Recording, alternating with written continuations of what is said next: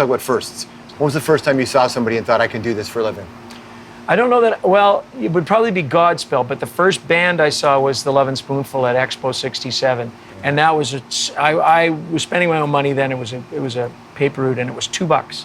And that was, I just agonized over it. And I just decided at the last minute, I went down, last row, my brother and his friends were all up front.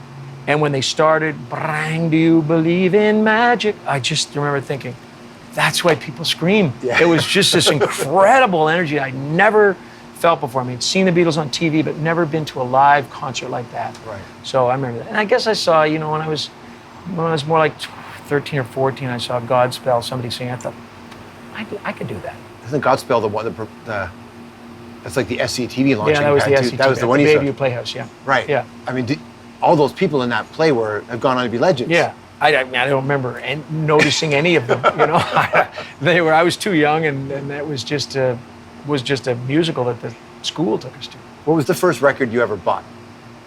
First record I ever bought was not entirely fair, because it was the first record that was bought for me. It was the single for South Street. And But your money, first time you spent money on it? My money would be December's Child. Yeah? Yeah, and December's Child had a bad end because I took it down. We were traveling down to Prince Edward County. My mother had a farm. Yeah. I put it in the back. Well, I used to be in the back seat. There used to be a little ledge. I put it up there, take it out. Warped up. Oh, so you couldn't listen to the first two songs and then it would stay. When was the first time you looked at Greg and thought, I hate you, you're a jackass? Oh, high school. Yeah?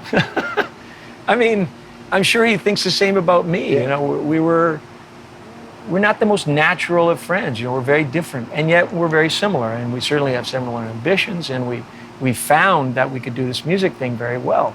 And so I think there's lots of times when we look over and think, what am I doing? You know, you're this, and well, you're this, you're so optimistic, you're so cranky, you're this, you're that.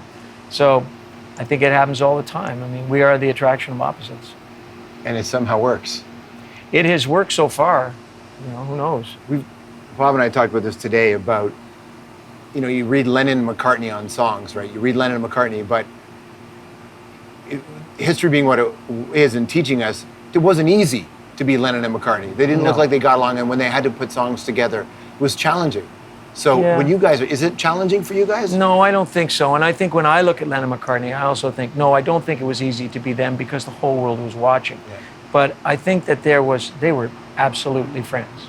And they experienced something together that you couldn't share with anybody else. Yeah. So I think there were obviously tensions, and I think when John was done with being a Beatle, he didn't want to be a Beatle anymore, and Paul did.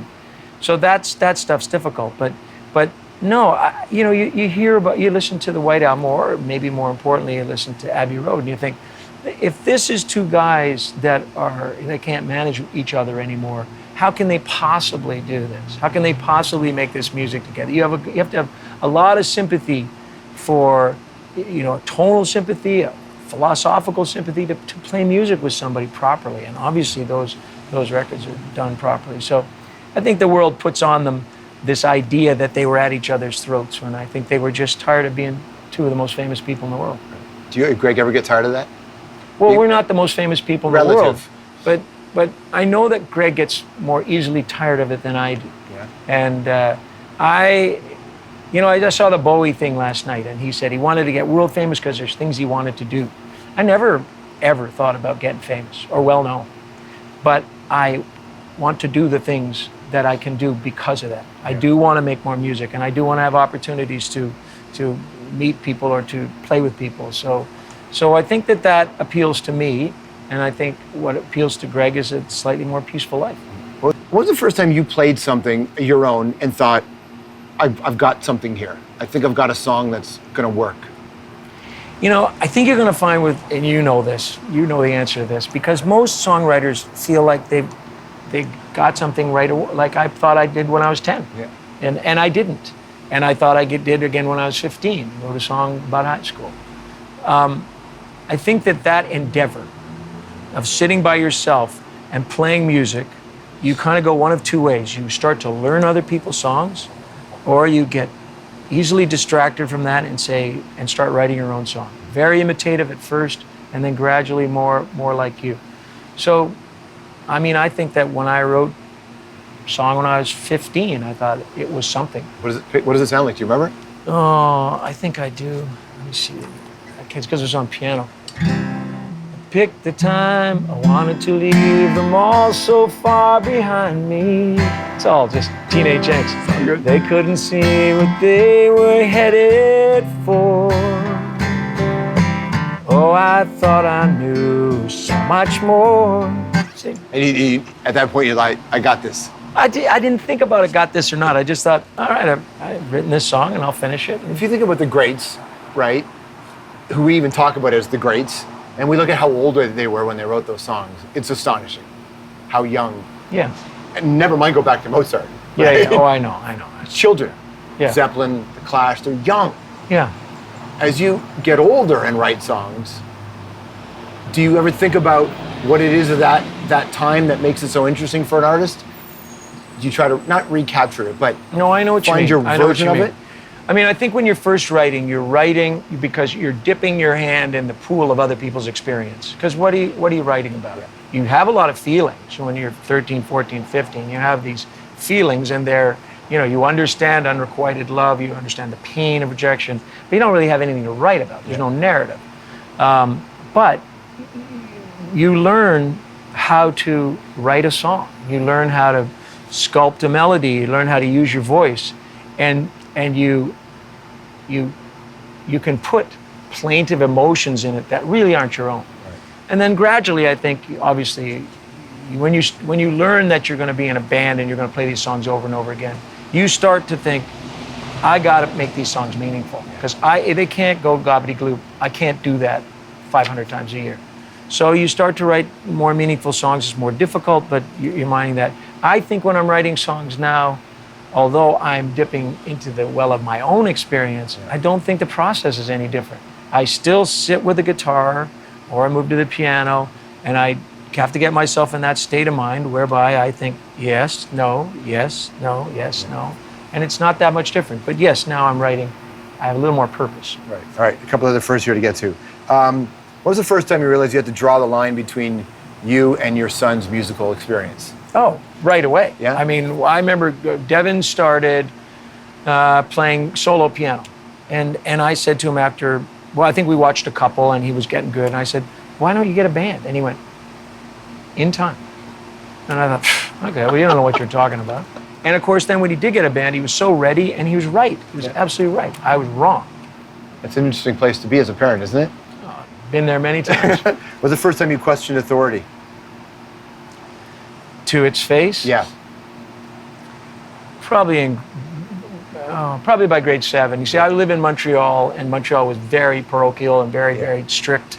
And by the time I came to Toronto, it was free, free school, and that's when I started to speak up.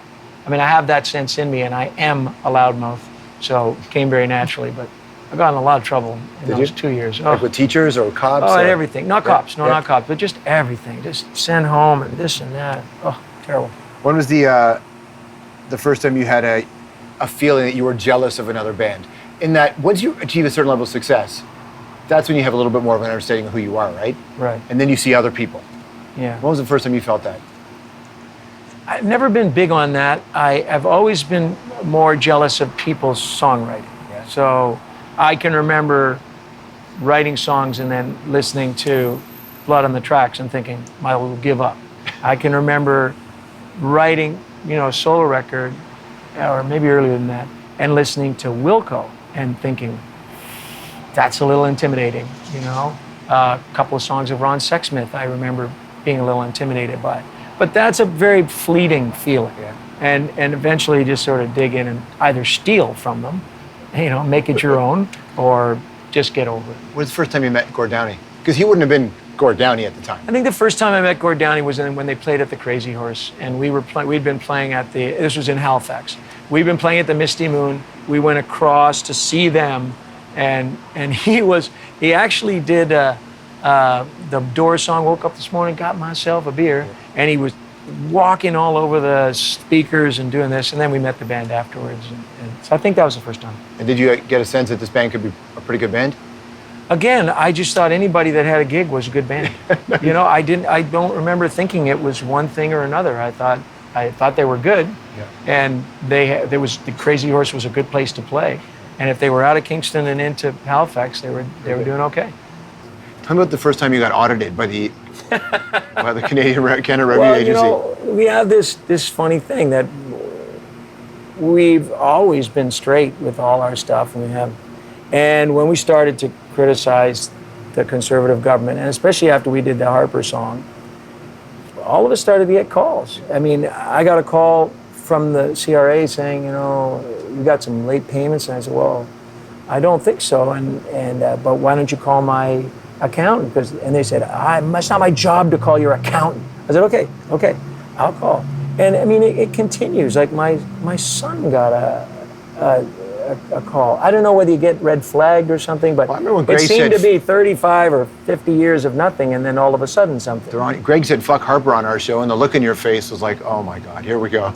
I never thought of it like that. I mean, I thought of it for the personal reason, right? And he said something worse than that. Yeah. But it's very difficult to be in a position that we're in because, and you've been in this position, I'm sure, people with whom you don't agree like your stuff. Yeah. And he was always very nice to us, and it wasn't until he got a majority that it became intolerable for us that we couldn't not say something. So I felt a little personally guilty that he'd been nice and we were stabbing him in the back, but not him, he and his position. Right. So, I mean, when Greg said that on your show, I just thought that was a little impulsive. And it wasn't another audit. It was just so vulgar. It was pretty hilarious, though. I know it was hilarious. You were good. You didn't even corpse. You just going. I was just thinking, oh, this poor guy. I was looking at you, thinking, what the hell's he saying? Oh man, that was wild. Nice. Thanks, brother. Oh, it's my pleasure. Always my pleasure to talk to you. Thank you. Likewise. That was great.